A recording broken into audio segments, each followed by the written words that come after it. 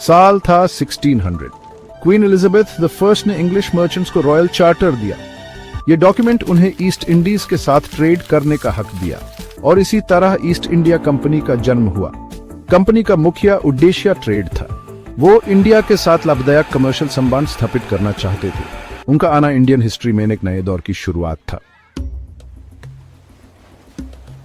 1608 में captain William Hawkins east India company का प्रतिनिधित्व करते हुए सूरत के तट पर उतरे। यह मुगल इंडिया में कंपनी का पहला कदम था। हॉकिंस ने आगरा में मुगल दरबार की यात्रा की एम्परर जहांगीर, जो कि अकबर के बेटे और उत्तराधिकारी थे, से मुलाकात करने के लिए।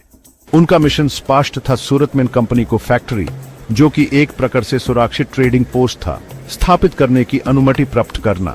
जहांगीर शुरुआत में हिचकिचा रहे थे, लेकिन अंततः बढ़ते हुए व्यापार की संभावना और हॉकिंस द्वारा इंग्लैंड से लाए गए विदेशी उपहारों ने उन्हें मना लिया। 1613 में बादशाह ने कंपनी को सूरत में अपनी पहली फैक्ट्री स्थापित करने की अनुमति दे दी। यह कंपनी के इतिहास में एक महत्वपूर्ण क्षण था, जिसने उन्हें इंडियन सब कॉन्टिनेंट में एक पकड़ दी। सूरत की फैक्ट्री गतिविधि का एक बस्लिंग केंद्र बन गई, जहां इंग्लिश व्यापारी मसाले, कपड़ा, नील और अन्य मूल्यवान वस्तुओं का व्यापार करते थे।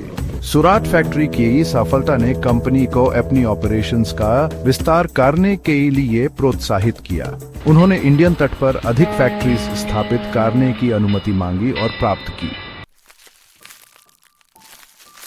ईस्ट इंडिया कंपनी की महत्वाकांक्षाएं उसकी सफलता के साथ बढ़ती गईं। अब केवल व्यापार से संतुष्ट नहीं रहकर उन्होंने मुगल साम्राज्य के विशाल धन और संसाधनों पर नजर गड़ा दी। उन्होंने कमजोर होते मुगल शासन का फायदा उठाया और स्थानीय राजनीति में शामिल हो गए, गठबंधन बनाए और प्रतिद्वंद्वी गुटों को एक दूसरे के खिलाफ खेला। इसने व्यापार से विजय तक कंपनी की रणनीति में एक महत्वपूर्ण बदलाव को चिह्नित किया। कंपनी ने ऑपरेशन के 3 प्रमुख केंद्र स्थापित किए।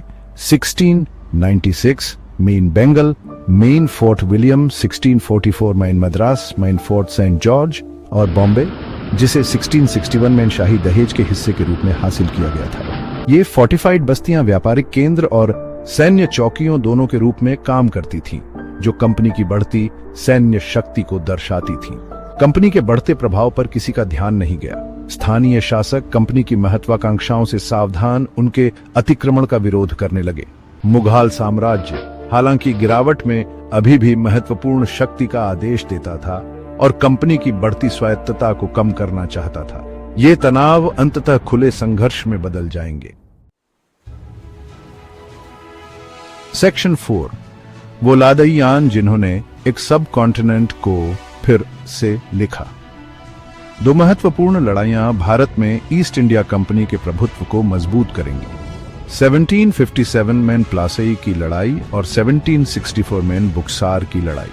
चालाक रणनीति और बदलते गठबंधनों द्वारा चिह्नित इन टकरावों ने भारत में शक्ति संतुलन को अपरिवर्तनीय रूप से बदल दिया। प्लासी की लड़ाई में रॉबर्ट क्लाइव के नेतृत्व में कंपनी की सेना ने बंगाल के नवाब सिराज उद दौला को हराया। सैन्य कौशल और चतुर कूटनीति के संयोजन से प्राप्त इस जीत ने कंपनी को बंगाल पर नियंत्रण दे दिया, जो एक ऐसा क्षेत्र था जो अपने धन और संसाधनों के लिए प्रसिद्ध था। मुगल सेना और स्थानीय शासकों की संयुक्त सेना के खिलाफ लड़ी गई बुक्सार की लड़ाई ने कंपनी की शक्ति को और मजबूत किया। बुक्सार में निर्णायक जीत ने प्रभावी रूप से उत्तरी भारत में कंपनी के प्रभुत्व के लिए किसी भी महत्वपूर्ण चुनौती को समाप्त कर दिया। Section 5, the company Raj merchants से मास्टर्स तक। प्लासी और बुक्सार में जीत के बाद ईस्ट इंडिया कंपनी एक व्यापारिक कंपनी से सत्तारूढ़ शक्ति बन गई।